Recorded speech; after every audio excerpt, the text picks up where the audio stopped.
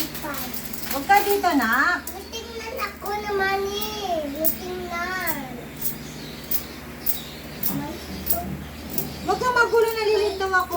7. Ano ba naman tong batang to? Good morning mga boss. So, ito yung inipon natin sa loob lang ng One isang buwan. 1 month ba? Mahigit. Mahigit isang buwan. Okay? So, hindi rin namin nabilang kung ano. Basta, mga siguro 1 month in 1 week.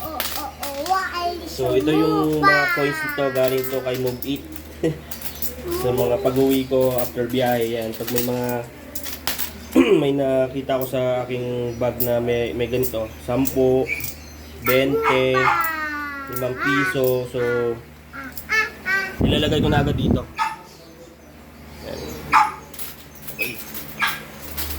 So ngayon, bubuuin namin to, gawin naming papel kasi mahirapan na rin kami magbilang pag sobrang dami na.